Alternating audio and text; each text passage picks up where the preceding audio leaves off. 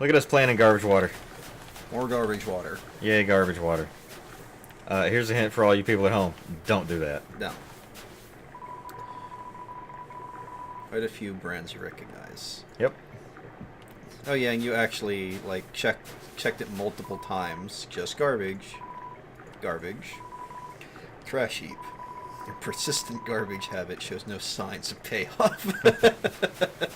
Yeah. Garbaggio. That actually reminds me. There's a Let's Player I would watch pretty frequently. Deceased Crab, and he did it like he was doing it before it was cool. That's the best way to do it, is before it's cool. He has like he got his start on La Mulana, but it's a the original was a 2005 game. Oh yeah, the honk that isn't a honk. Yeah, slide whistle. Yeah. But yeah, he also did the games that Yahtzee made. The 4 Days a Stranger, 3 Days, something or another. But yeah, Yahtzee made a series of games. I didn't know those were finished. Yeah. I want to play those years and years now. and years ago, he finished them. Fuck, I want to play those now. Yeah, like they. Oh shit, I'm carrying too much. Man, what were they called? Like there was like 5 Days a Stranger. I'm a dog residue. Dog residue. Oh yeah, that one. Don't you question the dog residue. I had a dog. I'm not questioning it. I just remember scraping some off my shoe the other day. Ah! I'm gonna drop the dog residue right here, so I can have space food bar. Let's see. No, it's because I had a dog in my pocket. Like, I went to go get a legendary artifact of great power, and a dog just appeared in my pocket. And then when I put the dog down, I had dog residue in my pocket. So I think, because the dog represents Toby Fox, so I'm pretty sure Toby Fox shit in my pocket. Pocket shitter.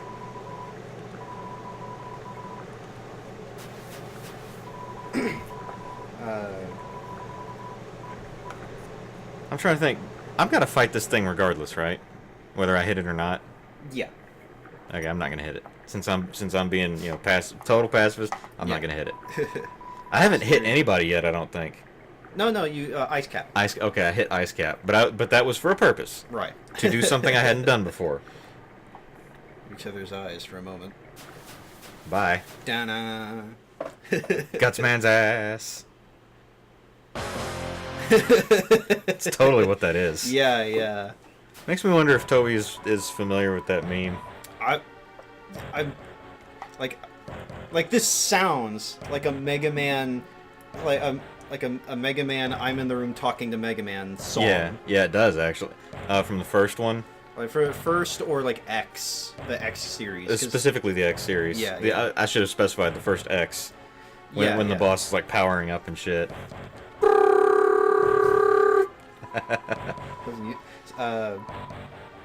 Not like 5 or 6 where they had levels and health bars that could get stupid long. Fuck that. Right. That's what. Okay. Mega Man X 5, 6, 7, and 8 are the reasons I'm hesitant to do an X marathon. Especially, Jesus, 7 was garbage. Yeah, I think that's universally accepted. Yeah. Actually, no, you know what? If I had to choose between X6 and X7, I'd take X7.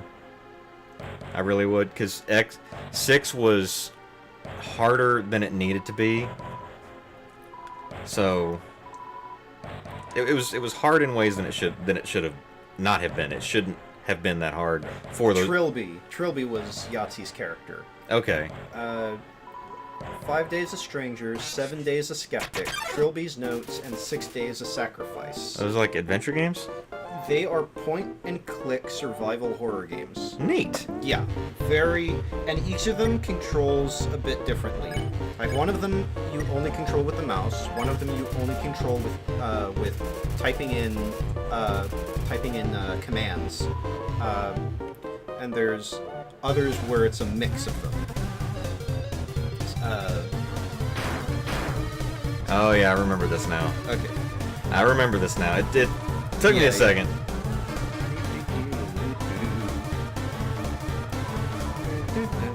Okay, this guy is just.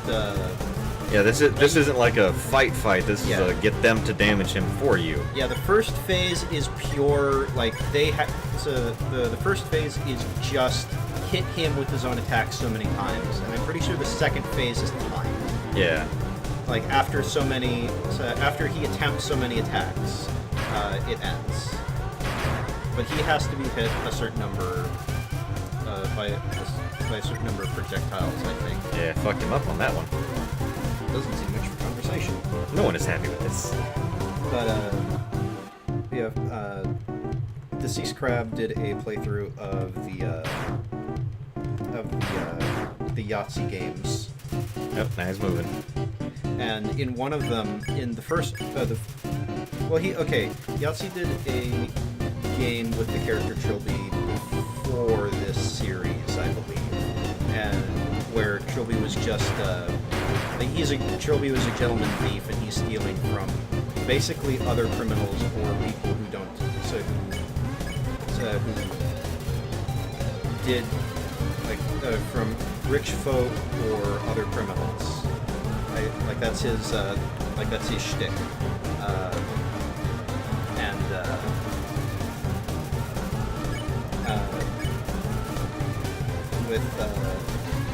In 5 Days a Stranger, at the end, Deceased Crab brings up that. Oh shit. Brings up a few stuff that happens in things that change day to day that he didn't get to in his normal run. And one thing he did at the end, like after beating the game, he went back and showed stuff from before. But one of the things was if you click on a door, if you click on a door or observe a door, kind of like Shadowgate has multiple ways to interact with every item. Yeah. There were different ways to interact with items in that game as well. Look at, take, etc., etc. Yeah. So if you continuously look at doors I don't know if it's specifically a door, like the same door over and over and over and over and over. The way that trash thing was working, where it would escalate and escalate. Yeah. I think there's there's got to be 20 different things that he can say about it's pointless to continue looking at doors. And one of them is this really long-winded, very, very Ben Croshaw way of long-winded story that ultimately leads back to the point, but it was more the entertainment value that the story was being told to lead back to the point and the satisfaction of the story itself. There are actually a couple of items in Shadowgate where it's stuff that's so fucking obvious that if you look at it to get a better description, there's one it's a long wooden shaft with a mass of bristles firmly attached to one end. Basically, it's a broom. And there's another, it's 4 wooden legs attached to a seat along with a wooden back. You think you might be able to sit on a contraption such as this. Contraption, I like that. Dummy bots, magic missile. Yeah! Back yourself into that. Oh man, a high level magic missile is, it's guaranteed damage, right? Pretty much, yeah. So, because you don't have to roll to hit. Oh, it's close. You don't have to roll to hit, and it's 1d4 plus or 3d4 plus 3, and then for every spell level, or for every level of spell slot above first, it's an additional 1d4. Yeah. So it's not crazy, insane damage. But it's guaranteed damage.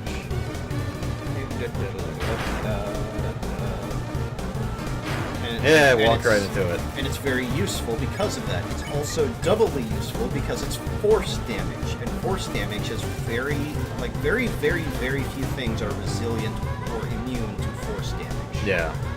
If anything, like that's how you have to deal with ghosts and incorporeal creatures, generally speaking. Yeah. Oh. That's actually Diablo 2. Mhm. That's why I liked playing a necromancer, particularly a bone necromancer, because bone spear, bone spirit, teeth, bone magic used what in Diablo 2 was considered raw magic damage. Okay. Because there was your fire, lightning, ice. Yeah. But there was also magic. Just straight magic. There weren't... I've got knives! There weren't that many things that were straight up resistant or immune to magic damage. Right. So near the end game, in like hell difficulty, I was still wrecking house. Yeah. Out of knives. Doesn't matter. I want to meet somebody that can do this. It's probably a contortionist. At this speed. Like, it's still probably a contortionist. And Or a dancer. Yeah. That is a long way to fling your head. That's a really long way to fling your head. What the fuck is that? Only the metal head could. No, seriously, I don't remember that happening. What is this? Acid rain? Oh, forget it. I'm out of here. Slide whistle. Oh, that guy. Sorry, I interrupted you, didn't I?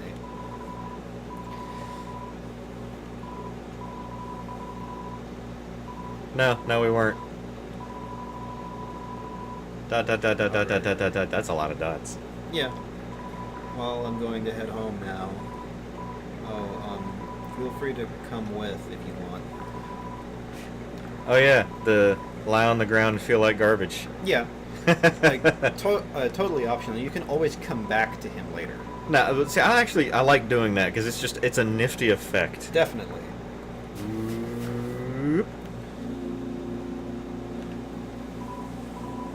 House is up here, in case you want to see, or in case you don't. Feel a calm tranquility, filled with determination. Quiet area. Nope. Oh yeah. I need a box. Once you clear Undyne, you'll have 2 boxes. That's to the left upwards. Lupwards. Lupwards. I like that. Lupwards. Go lupwards. So to the right upwards would be rupwards. Lupwards, rupwards. So would downwards to the left be like lounwards? You can make it work. Yeah. All the other directions go to the wrong house. North, ghost house. East, turtle house. South, trash house. This is where trash lives. Can we make that sign and post that around the neighborhood? Trash house. Warning, white trash. There's a few that would apply to. Birdhouse. I keep hitting Z. Stop it. Stop hitting Z. We can't stop here. I hear banjos. Duck. Hey, duck. I don't need duck right now. What you need to do is feel like garbage. Dummy. I don't want to talk to him. Not yet. Go up here. Which one was garbage? Garbage was left.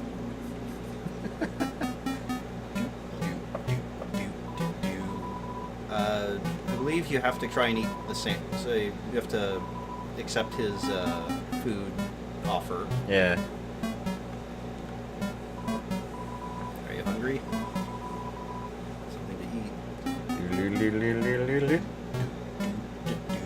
At least he's a courteous host. Yeah. He's a courteous ghost host. Yeah. Ghost host. Ghost host with the most. Yeah. But not coast to coast. That's right. Man, I missed that show. That was an awesome show. It was. Oh man.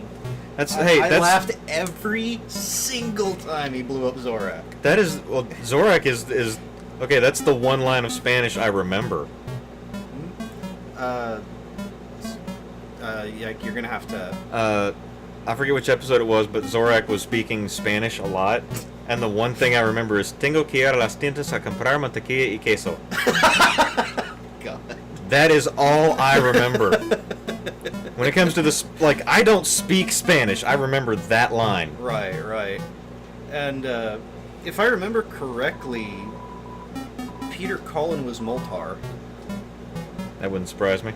Like, because I'm pretty sure I can't remember explicitly where, but I'm pretty sure It was you try to eat, and Yeah, he's like, yeah. let's lie on the ground and feel like garbage. yeah, Peter Cullen, aka Optimus Prime, Yeah. was Moltar in Space. Maybe not Space Ghost Coast to Coast, but I think he was. I think it was him. Like maybe he was, and I just can't remember. But I'm pretty sure he was credited as Moltar from Space Ghost Coast to Coast and the Toonami, like the original pre-2000 Toonami. Oh, that dude had a name. Tom. Like, Tom the Robot. Tom the Robot. But before before the new millennium. Oh, when he was like the narrator voice for Toonami. Because it was Moltar who was at his little stand, and he would send up the shows, and it was all CG with Moltar. Yeah. And he ran Toonami. Yeah. And there was some kind of transition, I think, where it went from that to Tom. Yeah. That was the year 2000. That was the transition. Yeah. Like, I'm pretty sure they built up to it. Yeah. If I remember correctly. Like, Well, it was a whole trading of hands. We're gonna build up to galactic garbage. Galactic. Yeah.